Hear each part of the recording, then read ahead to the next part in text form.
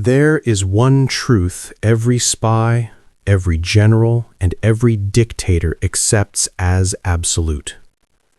Dead men tell no tales. For centuries, the rules of war have been dictated by the living. You gather intelligence from the living. You break the codes of the living. You interrogate the prisoners who still draw breath.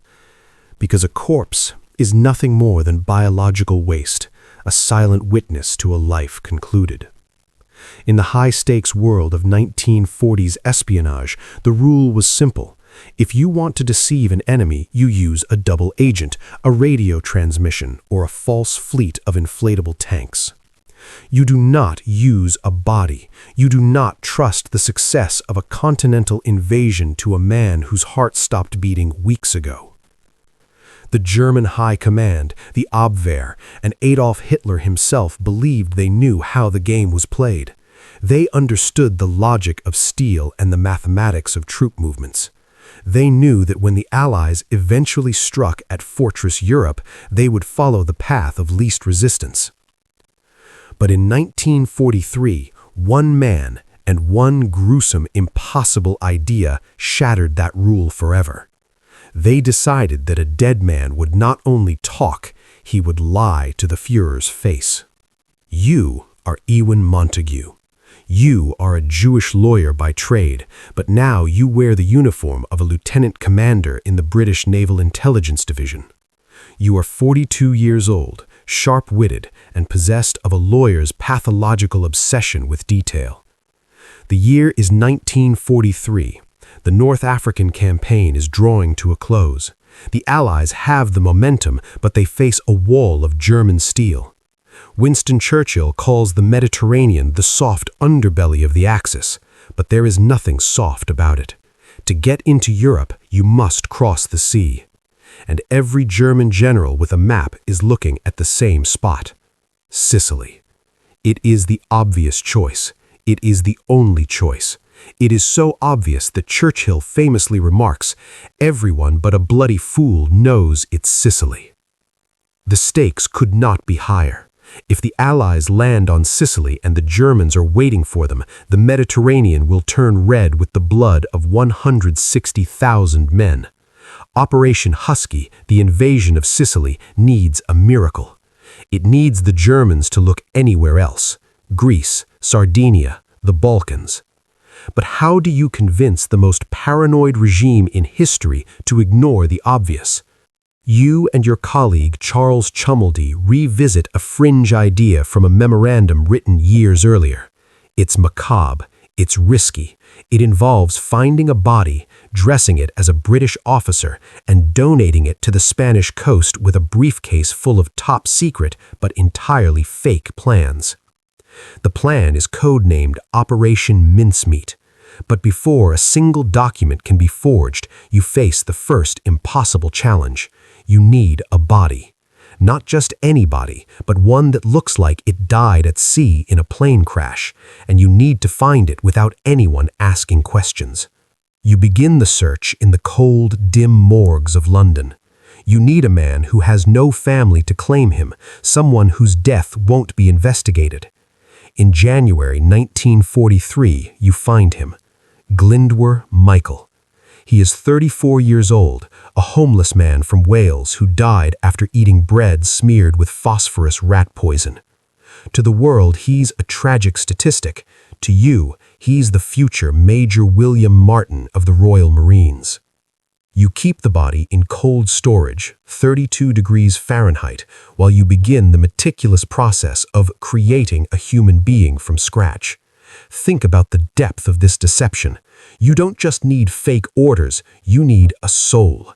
You fill his pockets with the litter of a life. You buy him theater tickets for the night of April 22nd. You give him a book of stamps, a silver cross, and a receipt for a new shirt. You create Pam, a fictional fiancée.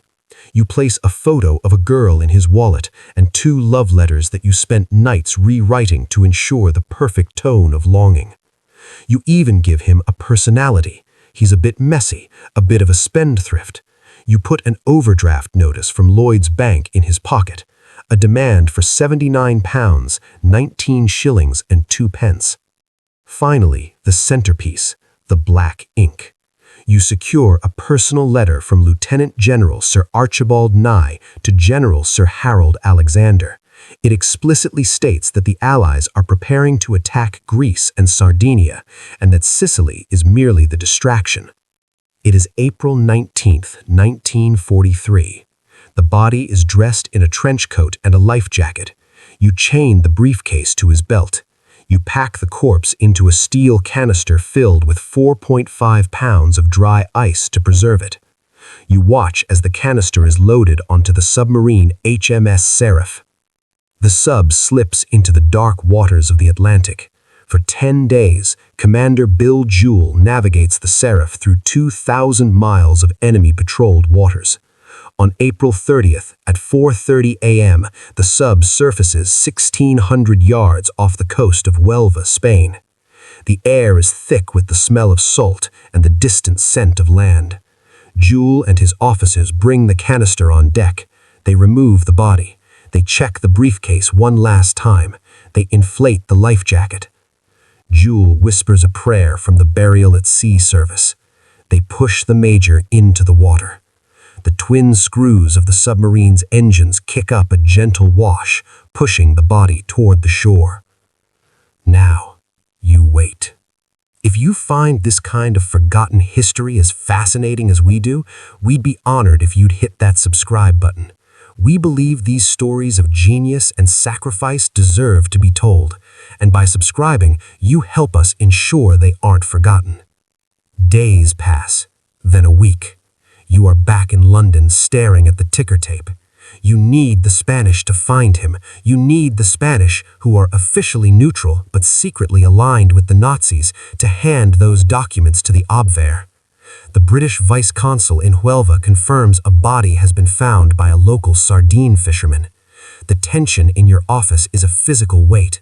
You send urgent cables in a code you know the Germans have broken. You demand the return of the briefcase at all costs. You make it look like a panic. The Spanish authorities conduct an autopsy. The doctor, misled by the phosphorus-scarred lungs, concludes the man died of asphyxiation through immersion in the sea. He's been in the water for days. It fits. On May 7th, the documents reach the desk of Adolf Hitler. Inside the Abwehr, the German intelligence agency, the debate is fierce. Is it a plant? Some agents are suspicious, but the details, the theater tickets, the overdraft notice, the photo of Pam, it's too human to be a fake. No intelligence agency would go this far, they reason. Hitler reads the letters. He sees the mention of Greece. He sees the deception regarding Sicily. He turns to his advisors. He is convinced. The order goes out. The 1st Panzer Division, a massive force of tanks and men, is ordered to move from France all the way to Greece. That is a journey of over 1,000 miles. On May 14th, a telegram arrives at Churchill's desk. It contains 3 words that change the course of the war. Mincemeat swallowed whole. The impact of Operation Mincemeat is not just a tactical success, it is a strategic earthquake. Because of a homeless man's corpse, Hitler ignores the frantic warnings of Benito Mussolini. Mussolini knows the Allies are coming for Italy. He begs Hitler to keep the panzers in the south, but Hitler refuses. He is so blinded by the mincemeat documents that he believes Sicily is the distraction. What the Germans didn't know was that while they were reinforcing the beaches of Greece, 2,590 Allied ships were converging on the real target. July 10th, 1943, Operation Husky begins. The Allied forces hit the beaches of Sicily. They expect a bloodbath. Instead, they find a confused and depleted defense.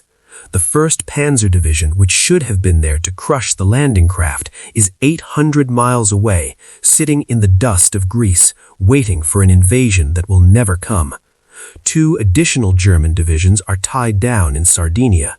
The capture of Sicily, which planners feared could take months and cost tens of thousands of lives, is essentially decided in weeks. The island falls. Mussolini's government collapses shortly after.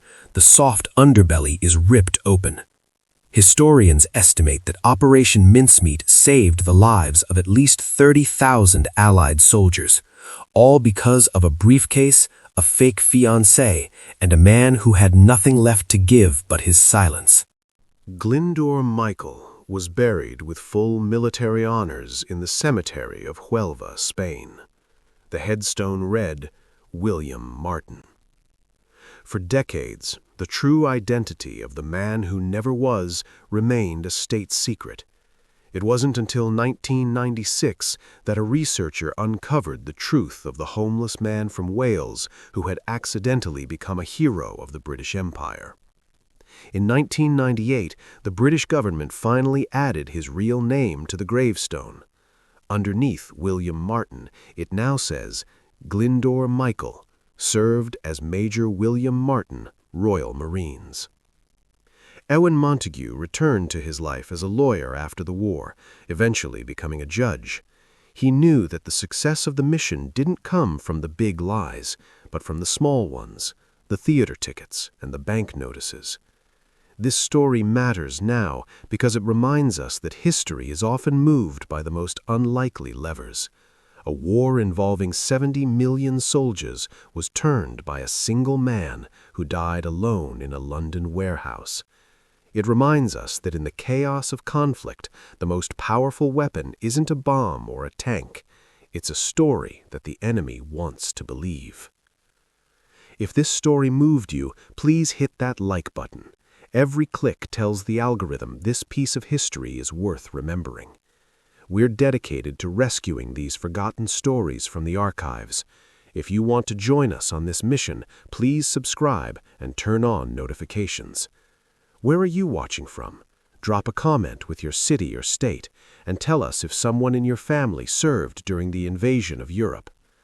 Thank you for ensuring that Glyndor Michael and the 160,000 men of Operation Husky do not disappear into silence. They deserve to be remembered.